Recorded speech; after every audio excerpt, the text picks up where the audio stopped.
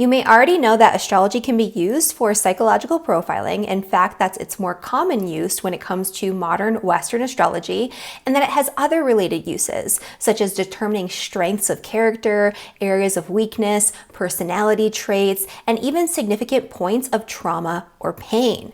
In this video, we're going to be focusing on the latter. In your lifetime, you will have experiences that are challenging, painful, or even downright traumatic. It's part of being human. It's inevitable. And these difficult life experiences show up very clearly in the birth chart. By determining your astrological associations for trauma and pain, you can also find solutions that facilitate healing. For those of you who don't already know me, hello, my name is Heather Eland. I'm a professional astrologer and medical astrologer with a master's degree in clinical psychology and a background in trauma-informed yoga therapy. In this video, I'm going to be sharing what is, in my opinion, one of the most important and fascinating topics in astrology: identifying patterns of trauma in the birth chart. And this isn't going to be a basic tutorial where we go through different planets and the signs and houses. This is going to be a little bit more intermediate, a little bit more nuanced. And so you're going to want to have a little bit of a background with the signs, planets, and houses going into this video. And if you enjoy videos on more advanced astrology topics like this one,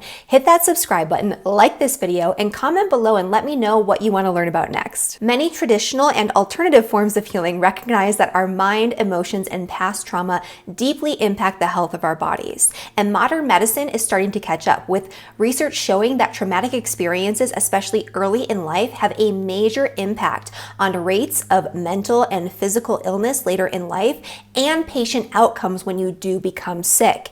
This is absolutely fascinating to me, and this is what I focus my entire medical astrology practice on, is this connection between our emotions, our mind, the experiences we have in our life, and how that impacts our physical health, our physical body, and our mental health, because our brain is part of our body.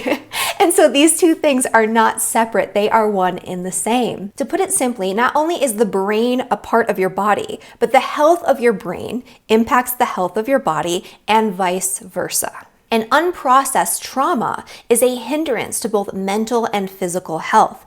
And some people are more well equipped to process and deal with and move on from traumatic experience than others. And this, once again, is shown by the placements in the birth chart. In this video, we'll cover some of the main indicators that I've seen in working with thousands of charts that indicate trauma and difficult life experiences, and what this actually means for you, your friends and family, or even your clients. And if you want to go even deeper into the connection between trauma, difficult emotions, and your health, make sure you register for my upcoming training on revealing and healing stuck emotions with medical astrology and self-muscle testing that I'll be teaching live in collaboration with an advanced self-muscle testing and self-healing expert named Elizabeth Clark, who you guys are going to absolutely love. I have gone through her program and learned her discernment framework myself, and it has been life-changing. You guys are going to get so much value from this training, and you're going to learn how to dig into the birth chart, figure out where all of the stuck energy might be living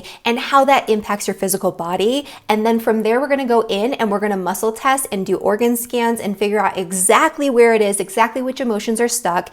And this training includes a crash course in medical astrology for those who maybe haven't studied or practiced medical astrology before, and a comprehensive overview of advanced muscle testing techniques taught by Elizabeth Clark, where you're going to learn how to get high levels of accuracy with your muscle testing. This is not your normal yes or no question type of muscle testing. This is not your chiropractor's muscle testing. This is something totally new, totally different, and way more advanced and way more accurate. And so I'm super, super excited for this. The link is down in the description below. And if you join us before the live workshop, the live component of this training on August 29th, you are going to get a discount, because we put this together and set the pricing before we realized how big this was really going to be. This is actually a little course. It's not just a one-off training. And so you're going to get so much value out of this. I'm super excited for it. So let's get started with some of the most common placements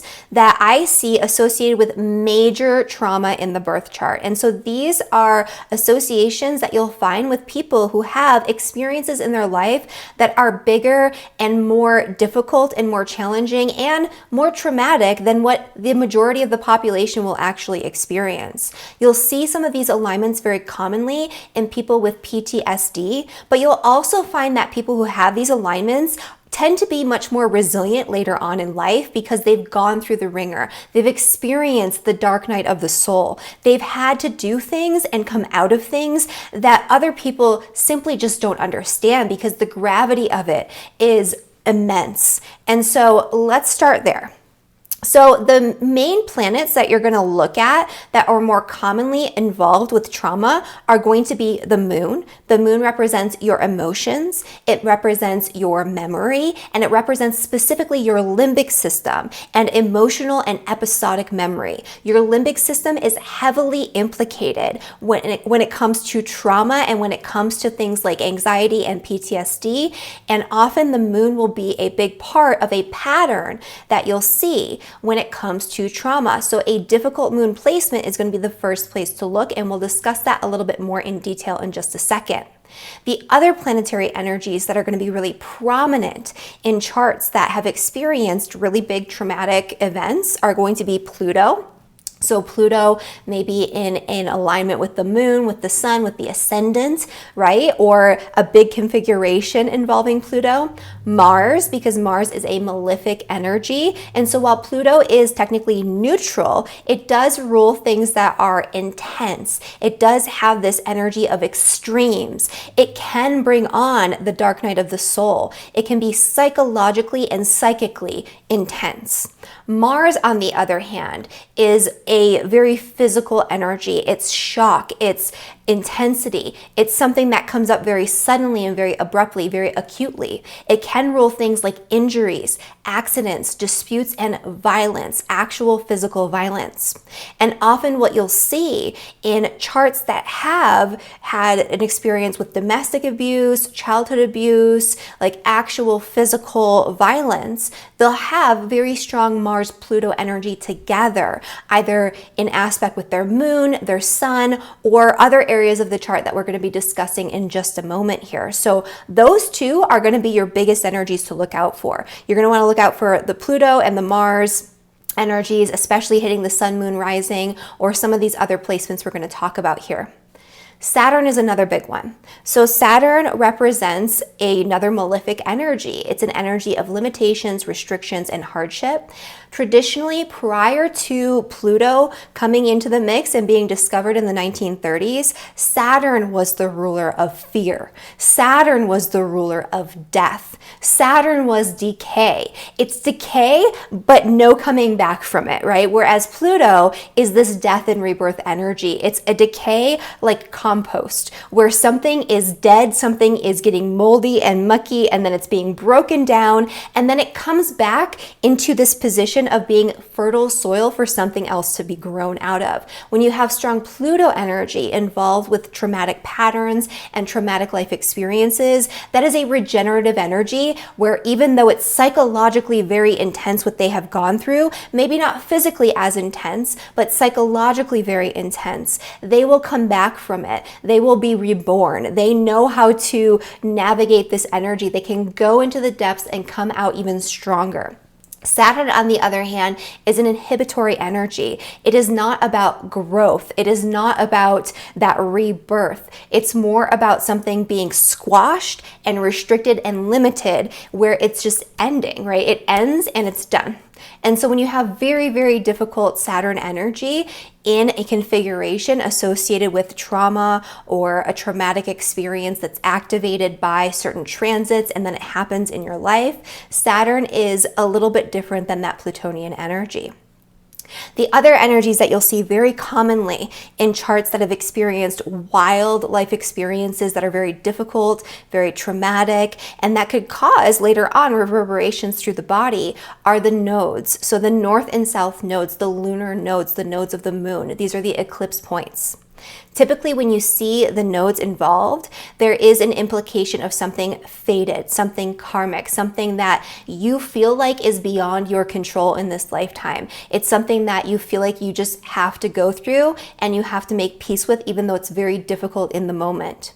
The North Node energy gives you a little bit more of a sense of agency over what the heck is going on. It makes it feel like almost like your choices are a big part of it, but your choices are almost beyond your ability to control. Like you just feel this urge and you have to do this thing, and then it leads you down this path, and that path ends up being a little wonky. It leads you astray. And the nodes, when they're involved, are typically with the moon. You'll see that time and time again, sometimes on the ascendant or descendant, especially if there are other difficult energies that we have discussed already, like Pluto, Mars, Saturn involved. But the nodes very often with the moon, I have seen, are what cause difficult and emotionally volatile life experiences, where you are going to experience the full range of human emotion, especially with that North Node. That North Node can be more traumatic in the sense of volatility. That South Node is more about loss, limitation, restriction, having to let go of something. And that can bring about a lot of sadness. And that can be an energy that can get stuck if you don't move on, if you don't move forward. The way to deal with a nodal activity and nodal energy that's involved with difficult life experiences is to surrender, is to move on, is to let whatever is dying out in your life, whatever you are moving on from, to just go and, give it up to God, let things happen, and then move on to something else. That is that South Node energy. And I'm not saying that that's easy to do, especially with certain experiences and certain configurations, but that's what the South Node is all about. And so the way you suffer with the South Node is when you try to hold on to something that is way past its expiration date. And so the event happens, and then you're suffering and suffering and suffering because internally you're holding on to it. And so that's that South Node energy. It requires a purge. The North Node energy can be more obsessive, and also Pluto can be very obsessive too. So when you have Pluto and the North Node together in a configuration that's involved with trauma, when you have Pluto and the North Node together in a configuration that's associated with trauma or a traumatic life experience, that's where somebody's going to be obsessing over that experience. It's going to be very difficult for that person to pull themselves out of it and let it go, even with that Pluto energy, which can be really good about purging. Pluto is either all in or all out. And often with Pluto in combination with the insatiable energy of the North Node, they're all in. And this becomes a defining factor in who they are, in their trajectory in life, and they can't let it go. That traumatic experience fuels them in a lot of ways, and it can be positive in that regard, but it still sticks with them. You'll see that manifesting in the body in some ways that are rather challenging. And so when you have that configuration, you know that there is work that needs to be done to transform, to alchemize that experience, to turn it into something that is more regenerative, that's more restorative, that you can come back from different and more powerful, but not dwell on what the heck happened back when the event actually occurred. And of course, we cannot talk about trauma without talking about Chiron. Chiron in the astrology is the wounded healer. It's typically associated with a psychological form of trauma, a psychological wounding that occurs usually in childhood, but can be brought up time and time again throughout your lifetime when it's activated in some way.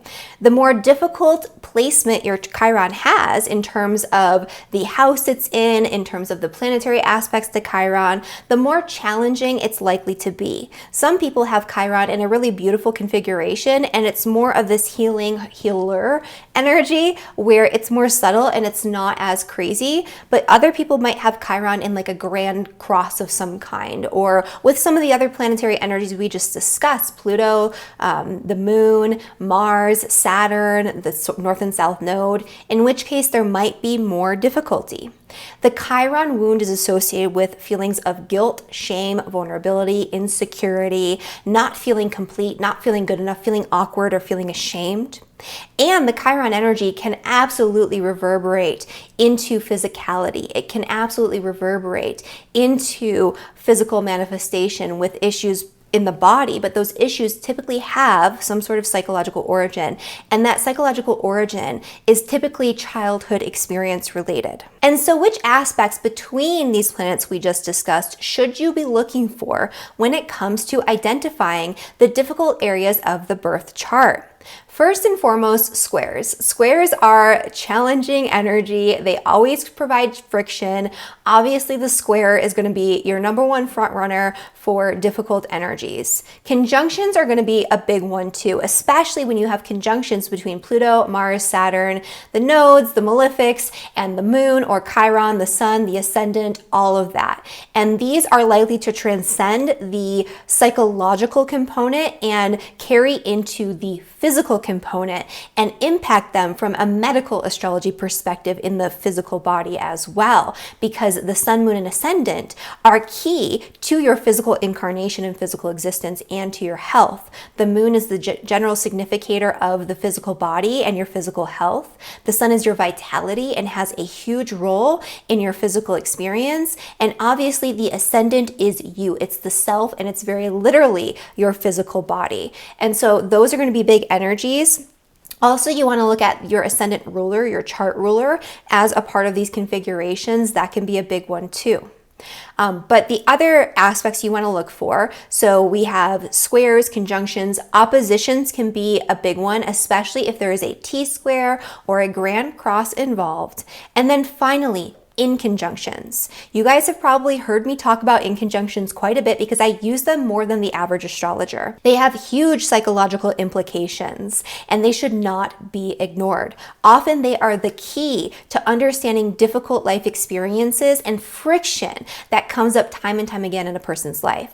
This is where two energies are at a 150-degree aspect. They are in a traditional aversion. They have nothing in common with one another when it comes to their sign placement. And therefore, there's an incongruency. They don't know how to become compatible. They don't know how to get along and work together. And so these two planets that are in the inconjunction indicate a major psychological issue where you want to have it all. You want to have this and that at the same time, but you usually can't. And it's like this constant striving to have it. It also can indicate a lot of psychological issues that are gnawing at you and nagging at you throughout your lifetime. It's not usually big traumatic events that are overt, but it's stuff that just is a part of your experience that maybe you take for granted as being really difficult or really traumatic that kind of eats away at you over time. And there's a way to fix these inconjunctions, and there's a way to work with all of these energies. You just have to look at which planets are involved and how to activate them in their most positive potential. And with the inconjunctions, it's more about compromise and understanding that you can't have it all. The other thing you want to look at here is sign placements. I have noticed that certain configurations in certain placements tend to be more difficult. If there is Moon in Scorpio, for example, Moon in Scorpio is very commonly associated with traumatic life experiences, especially involving the mother, but it can be a lot of different things. It's an energy of holding in your emotions, bottling them up, and having difficulty expressing them appropriately. And this is one of the most common configurations, one of the most common placements I'll see in psychiatric illness, especially when it comes to things like PTSD or psychosis. And that doesn't mean that if you have Moon in Scorpio, you're going to have PTSD or psychosis. There has to be a whole slew of things going on in your chart that combined show up to create that experience. But that is one marker you'll see very commonly. And the reason that it's the Moon in Scorpio and not like all the planets in Scorpio is because the Moon is at its fall in Scorpio. And so it doesn't do very well there. And we talked about the Moon having an important role in our emotional experience, our mental health, our limbic system function, which helps to process and deal with things like trauma. And so Moon in Scorpio can be especially difficult in that regard. And so let's move on to the houses. And so the houses that are going to be most commonly implicated with trauma and traumatic experiences, of course, are going to be the 8th and 12th house. I have separate videos on both of these houses and what planets look like and what the experiences are like of having planets in these houses in other videos I'll link at the end. But the main takeaway is the 8th house is the house of trauma. It's the house where your fears and anxieties that are derived from earlier experiences lie. It's where your fear and your past holds control and power over you by dictating the way that you make choices, the way that you live your life in the current moment. The 8th house is also the house of death. And so a traumatic experience that we all go through at some point in our lifetime is the death of someone we love, or the death of a beloved pet, or all of the above. One thing in life is certain: everyone will eventually die.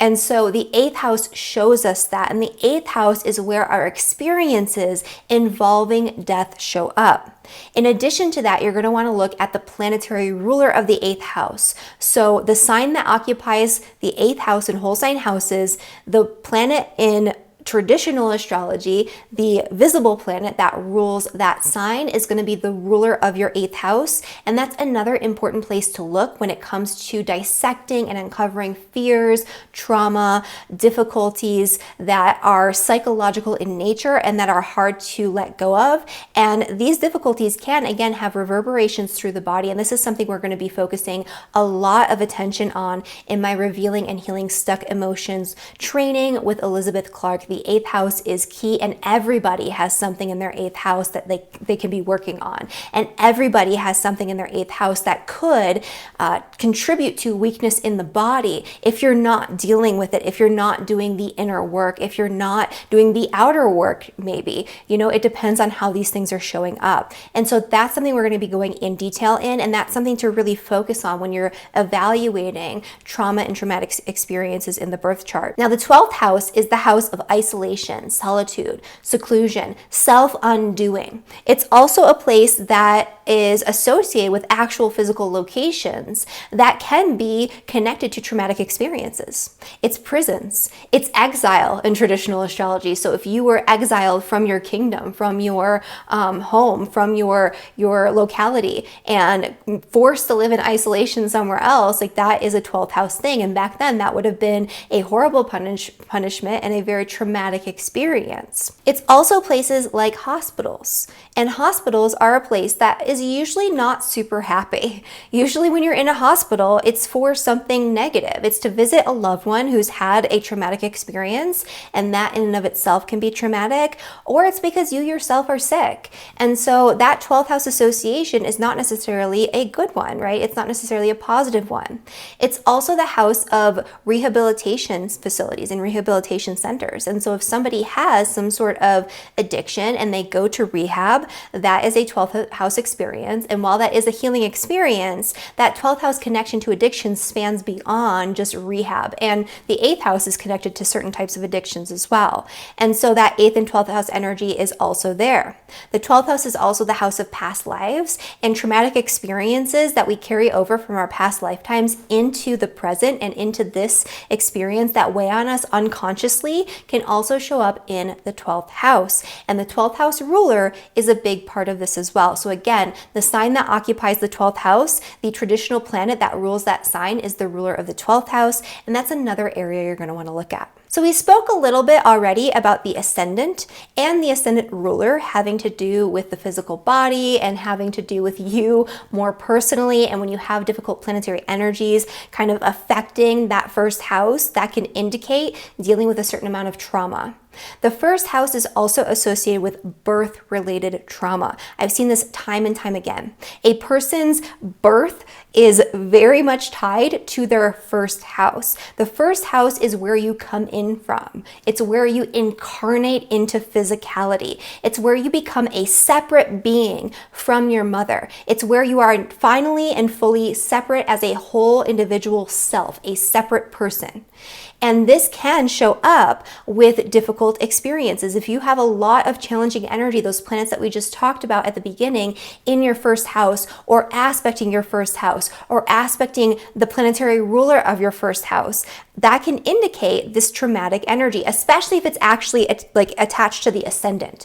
The ascendant is what you were born through. You come in through your ascendant, and so any planets that are aspecting the ascendant are going to be a part of that birth story, a part of that first breath that you take in the world. And so you'll see very commonly when there's difficult energies in the first house that there could have been a difficult experience either just before you were born that maybe impacted you in some way, or around the time that you were actually born when your mother was in labor, or shortly thereafter. And so that's another important thing to look at. And finally, we can't really talk about trauma without discussing our early life, our early childhood, our household, our home environment growing up, and our parents. And that is all located in the 4th house, which is the house of home and family, and it's located with the IC. And this is the opposite of the midheaven. This is a very potent point of power that really amplifies the energy of home and early childhood in your early family environment. And so for early childhood and for family trauma, you're going to want to look to your 4th house and your IC and any planetary energies that are in your 4th house, impacting the ruler of your 4th house, that are aspecting your IC or impacting the ruler of your IC. That is going to be pivotal, and that's going to say a lot about your early upbringing and how that either set you up with a good foundation to have a really regulated nervous system and to be able to deal with the world effectively, or if that caused attachment issues, if that caused instability, if there was a lot of instability, if that caused your nervous system to become dysregulated. This is also where ancestral trauma can be passed down. You look at that 4th house and especially that IC. And this is also where parents can pass on their difficulties, their anxieties, their experiences into the child through their actions. And so this is a really important thing to look at when it comes to parent-child relationships. And you can often see if there was a traumatic or difficult home environment very quickly and very easily by examining this part of the birth chart. And so all of these things I'm going to have a ton of chart examples for to show you in real life how this works in my Revealing and Healing Stuck Emotions Medical Astrology and Self-Muscle Testing training with Elizabeth Clark on August 29th. And if you're watching this in the future, it's still available. All the trainings are already up there for you. You'll have lifetime access to review, watch, rewatch. There's a workbook. There is the recording to the Q&A call that you guys will have. And if you're joining us live, you're going to get a bonus Q&A. So again, August 29th, link is down in the description, and I hope to see you there. If you like this video, like it, share it with your friends, and comment below and let me know your experience. And watch these videos up here because these are going to give you a little bit more detail about how to work with some of the energy in the 8th and the 12th house, which again is something that we'll talk about in the workshop because there's only so much I can do in this video. Thank you again for watching, and I'll see you in the next one. Bye everyone.